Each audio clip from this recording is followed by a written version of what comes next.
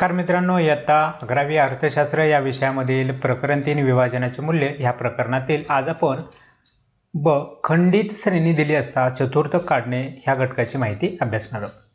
मित्रांनो, खालील सामग्रीच्या आधारे पहिले आणि दुसरे चतुर्थक काढा अशा पद्धतीचं हे उदाहरण आहे. हे उदाहरण कसं सोडवायचं याची माहिती पाहूयात.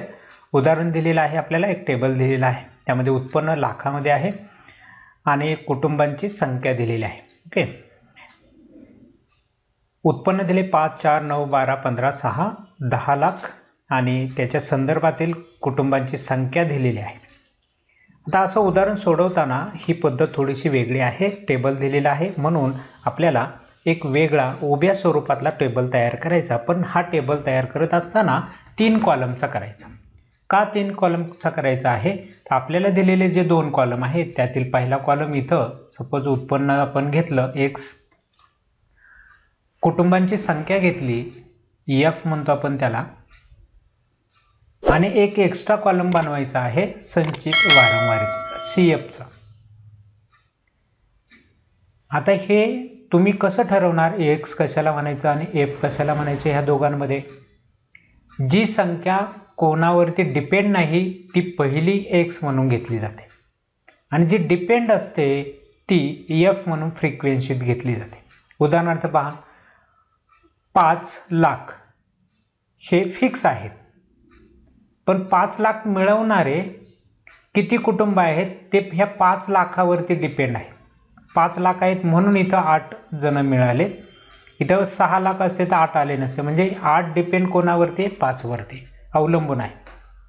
म्हणजे जे बदलतात कोणा ह्या आधीच्या घटकामुळे बदलणारी जी संख्या असते ती f म्हणून घेतली जाते.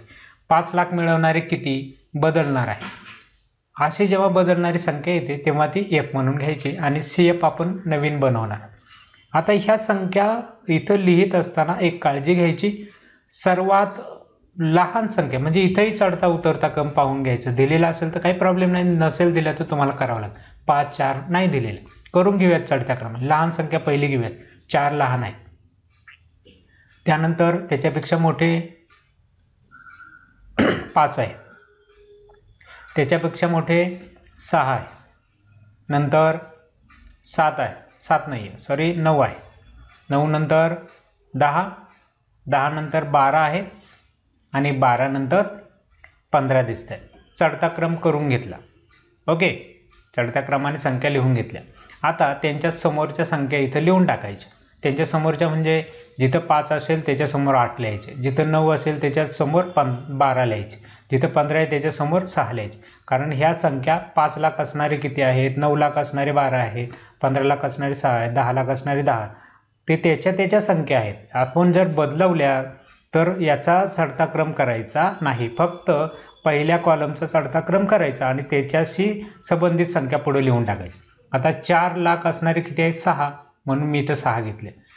त्यानंतर 5 लाख आहेत, 5 लाख असणारे किती? 8, त्याच्यासमोर लिहून टाकले. नंतर आहेत 6 लाख असणारे 9 आहेत, 9 लाख असणारे किती आहेत? 12 आहेत, 10 लाख असणारे किती आहेत? 10,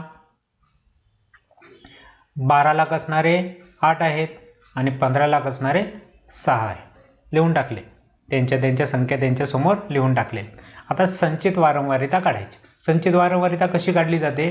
आहे ती फ्रिक्वेन्सी वारंवारिता समोर पहिली लिहून टाकायची. 6 आहेत, 6 लिहून टाकायची. आता इथं आलेल्या संचित वारंवारितेत पुढच्या गटाची वारंवारिता मिळवायची, म्हणजे 6 मध्ये 8 मिळवायची. 6 आणि 8 किती होतात? 14 होतात. ओके, हे 14 इथं लिहायचे. परत आलेल्या संख्येत खालची संख्या मिळवायची, पुढची 14 अधिक 9 करावे लागते. 14 आणि 9 23 होते. लिहून टाका 23. 23 मध्ये पुढची मिळवा 12, 23 आणि 12 35 होते. लिहून टाका. 35 मध्ये 10 मिळवा पुढचे, 35 मध्ये 10 मिळवले 45. 45 मध्ये 8 मिळवा किती होते? 53. 53 लिहून टाका. 53 मध्ये 6 मिळवा किती होते? 59. एवढं काम पूर्ण झालं की आपल्याला n ची किंमत मिळते. n जो आहे तो इथं आलेली शेवटची संख्या म्हणजे n आहे. ओके, आता असंही तुम्ही संचित वारंवारिता काढलेली असते. आणि दुसरेही तुम्हाला आलेली संचित वारंवारता बरोबर आहे की नाही हे शोधण्यासाठी या संख्यांची जरी तुम्ही बेरीज केली फ्रिक्वेन्सीची तरी ती एवढीच आली पाहिजे, तर समजायचं तुमची इथं आलेली संचित वारंवारता बरोबर. यांची बेरीज करून पहा, एवढीच असेल.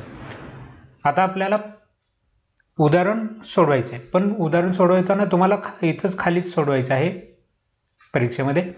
मला इथं जागा नसल्याने मी इथं एक कॉलम करतो आणि इकडे तुम्हाला सोडून दाखवतो साईडला. तुम्ही ते खालीच सोडवत जायचे.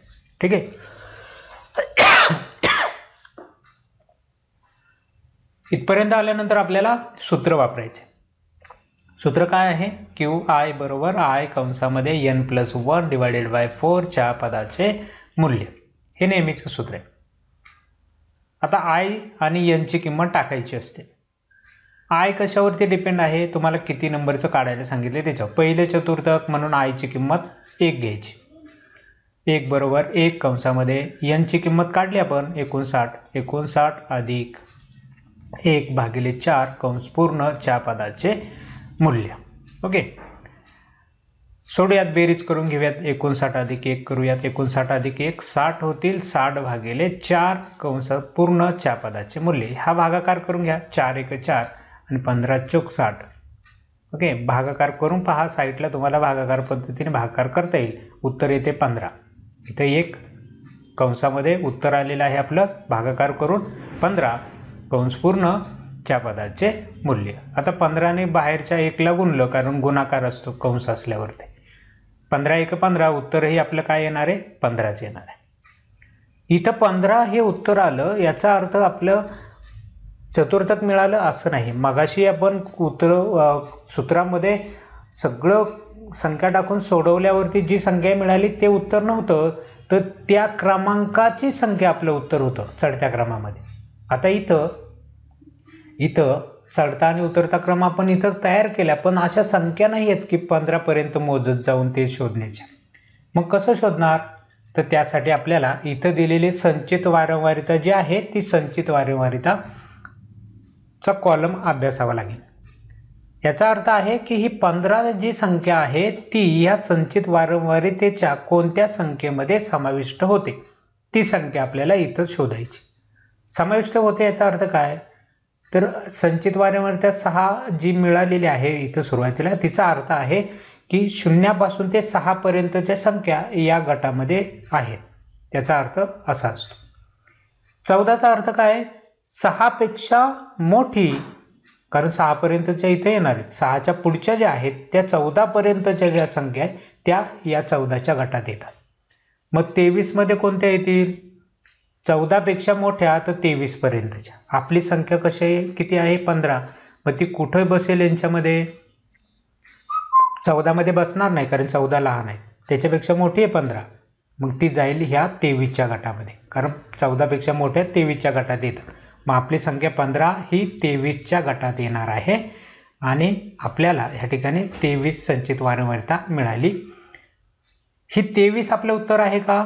नाही, आपलं उत्तर 23 नाही, तर आपलं उत्तर आहे 15 ही संख्या संचित वारंवारतेच्या 23च्या गटामध्ये येते. म्हणून 23 ही संचित वारंवारता ज्या संख्येची आहे ते आपलं उत्तर. मग 23 कोणाची संचित वारंवारता आहे? 6ची. 23 कोणाची संचित वारंवारता आहे? 6ची आहे. 6ची संचित वारंवारता आपण काढली ना, म्हणून आपलं उत्तर असेल 6. आपलं उत्तर असेल 6. संचित वारंवारता उत्तर नाही, उत्तर आपल्याला पहिल्या कॉलम मध्येच असणार आहे. यांच्यापैकीच एक संख्या उत्तर येणार आहे आपलं. मग संचित वारंवारता जी मिळेल त्याच्या संदर्भातली संख्या आपलं उत्तर. म्हणून पहिले चतुर्थक बरोबर 6 लाख, कारण लाखात आहेत ना, हे उत्पन्न लाखातले 6 लाख असलेले पहिलं चतुर्थक आपल्याला मिळणार आहे. इथं उत्तराला चौकोन करायचं. हे आपलं फायनल उत्तर. आता दुसरंही चतुर्थक काढायला सांगितले. ओके, दुसरेही चतुर्थक काढायला सांगितले. चला दुसरेही चतुर्थक काढूयात. आता मी पुन्हा टेबल वगैरे सगळे लिहित नाही. इथून तुम्ही परत सूत्र टाकून एक रेष मारायची, परत सूत्र लिहायचं आणि तिथून पुढं सूत्रात किमती वेगळ्या टाकाव्या लागतील. आयची किंमत बदलणार आहे. तिथून पुढचं तुम्ही सुरुवात करायची उत्तर सोडवायला. काय आहे? आयची किंमत आता दुसरं काढायचं म्हणून 2. Q2 बरोबर 2 कंसामध्ये n अधिक 1 यांची किंमत टाकून घ्या. 4 भागिले च्या पदाचे मूल्य Q2 बरोबर 60 भागिले 4 च्या पदाचे मूल्य भागाकार करून उत्तर पाहिले आपण 15 येतंय. लिहून टाकूयात. आता 15 गुणिले 2 होतील कारण 2 गुणिले आहेत. 15 गुणिले 2 15 दुने 30. मग 30च्या पदाचं मूल्य आपलं उत्तर असणार आहे. पण हे 30 म्हणजे उत्तर नाही, ते आपल्याला संचित वारंवारतेत कोणत्या ठिकाणी येतं तो गट शोधावा लागेल आणि ती संचित वारंवारता कोणत्या संख्येची आहे ते आपलं उत्तर आहे. मग 30 कुठल्या संचित वारंवारतेमध्ये येईल? आता 23 लहान आहे म्हणजे 30 पेक्षा मोठ्याच संचित वारंवारतेत जावं लागेल. 30 पेक्षा मोठं कोण आहे? 23 नाही आहेत, 35 आहेत 30 पेक्षा मोठे, कारण 23 पेक्षा मोठी संख्या आणि 35 पर्यंतच्या संख्या ह्या गटात येतात. इथं घ्यायचे का? मग इथं नाही घ्यायचे, कारण 35 पेक्षा लहान संख्या असेल तर ती याच्यातच आली पाहिजे. 35 मध्ये 35 पेक्षा लहान संख्या याच्यात आणि 23 पेक्षा मोठी 35 मध्ये येणार, म्हणून आपल्याला संचित वारंवारता मिळेल 35.